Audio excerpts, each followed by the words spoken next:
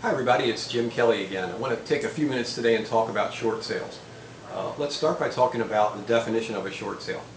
By definition, a short sale is when a seller arranges with their mortgage lender to accept a price that's less than the amount owed on the property. What I mean by that is, let's say you owe the bank $300,000 and your home is worth around $100,000. The short would be the difference between those two numbers. Okay, there's basically four questions that I get asked all the time. And the number one question that I get asked quite a bit is, does it make sense to short sell my property? There's four areas that I find are key when it does make sense. The first one is, if for any reason, let's say loss of a job, loss of income, but if for any reason you've fallen behind on the mortgage, or you're pulling from savings and it's inevitable that you're going to fall behind, that's definitely going to be a short sale. The second one is when you need to sell your home and you don't have the equity. Let's say, for instance, you lose your job here in Florida and you get a job in another state and you need to move, and you have a deficiency there, it's going to be a short sale.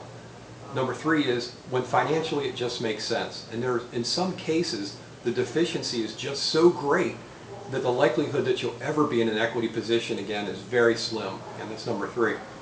Number four, and I get this one quite a bit, is when you've been declined for a loan modification.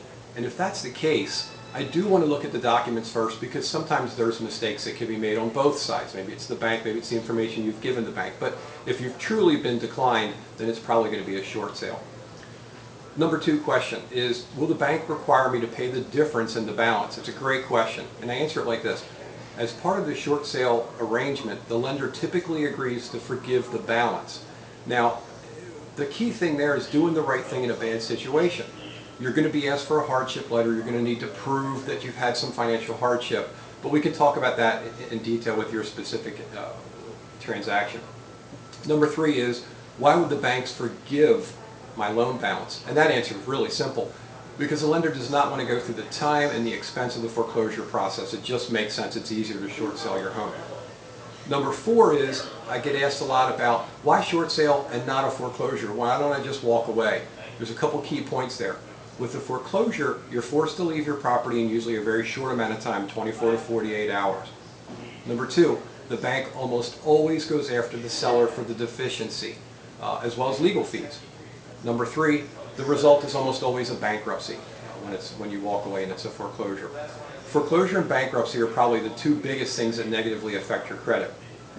Okay? Now, this was just an overview. Everyone's situation is different. If you fit into one or more of those categories, when does it make sense to short sell my home? Feel free to call, email me. It's important to take the time to review all your options for the best possible outcome. Now, keep in mind that working through the short sale process with a realtor is absolutely free. For additional information, put your contact information in the box below, and I'll return your call within 24 to 48 hours. Thanks again.